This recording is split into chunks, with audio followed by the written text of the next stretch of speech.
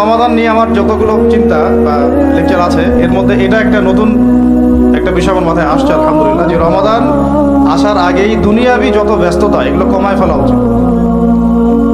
এমনকি ঈদের যে বাজারঘাট, আমরা যে শতাইপাতি বাজারঘাট করি ঈদের, এইটাও যদি সামর্থ্য থাকে তাহলে এখনই করে ফেলা উচিত, যাতে আপনি আমি রমজান মাসে ফারেক থাকি শুধু আল্লাহর ইবাদতের জন্য। আর রমাদান মাস যে ব্যক্তি পেয়েছে কিন্তু গোনা মাফ করাতে পারতেছে না, তার চেয়ে হতভাগা আর কেউ নেই। প্রথমে একটা প্রিপারেশন, মানসিক প্রিপারেশন, যে এই রমাদানে আমি সর্বোচ্চ সময়টা আল্লাহকে দিব। এই রমাদানে যেন আমার এক ওয়াক্ত নামাজও না ছুটে যায়। এরপরে আমি চেষ্টা করব রমাদান মাসে জামাতে নামাজ পড়ার জন্য, যেটা আমরা অনেকে অনেক সময় করি না বা করতে পারি না। আল্লাহ পাক আমাদেরকে করার তৌফিক দান করে। পাখি যেমন সন্ধ্যাবেলা বাসায় ফেরে, ঠিক এইভাবে রমাদান মাসে আমরা আল্লাহর কাছে ফিরবো ইনশাআল্লাহ। মানে সকালবেলা পাখি বের হয়, সারাদিন কাজকর্ম করে, সন্ধ্যাবেলায় কোথায় ফেরে, এই দৃশ্য আমরা সবাই দেখি।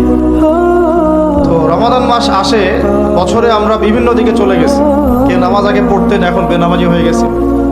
কেউ রমজানে ভালো ছিলেন গত রমজানে, এখন আবার আস্তে আস্তে ইমানের হালত কমে গেছে, আমল কমে গেছে। রমাদান মাসটা আসে যাতে আমরা ওই পাখিদের মতো আবার আল্লাহর কাছে ফিরে আসি। তো এই এক বছর আমরা এদিক ওদিকে চলে গেছি, রমাদান মাস এসেছে আল্লাহর কাছে ফিরে আসার সময়। আল্লাহ পাক আমাদেরকে রমাদান মাসটাকে সর্বোচ্চভাবে কাজে লাগানোর তৌফিক দান করে দেন। দ্বিতীয় কথা হচ্ছে, রমাদান মাসের উদ্দেশ্য হচ্ছে তাকওয়া অর্জন করা।